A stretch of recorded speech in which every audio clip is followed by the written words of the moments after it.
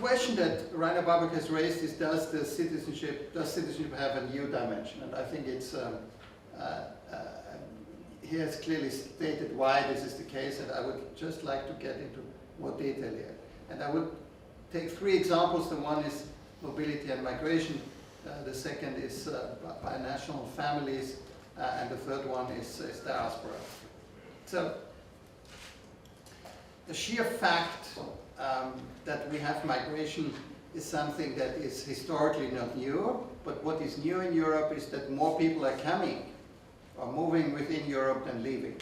Until about 25 years ago, we had almost as many people leaving Europe, and if we would go down 50 years ago, we had many more people leaving. So we come from a situation where we had emigration, and the question was more how to withdraw citizenship from immigrants in order to make sure that these bastards would never show up in this parish or something like that. I think that's the number one. Historically, our citizenship law has not evolved in a context of immigration. Basically, you can say it has not evolved in a context of migration at all. Because when you see the situation of the French Revolution and after of Enlightenment, the idea was how to give citizenship to the Europeans living in Europe, and not how to give citizenship to people who are moving around.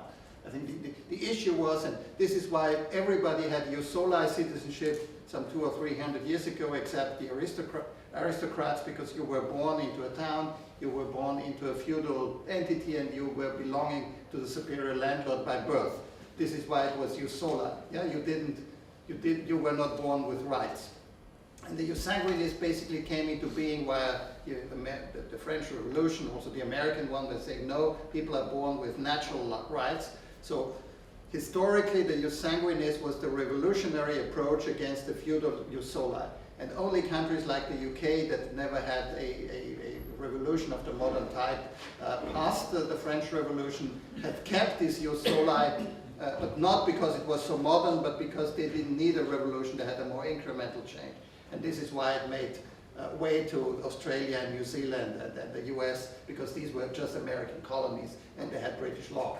Now there it then made sense in the context of migration, whereas the UK only has seen migration in the quantitative significant numbers only over the last 50 years or something like that.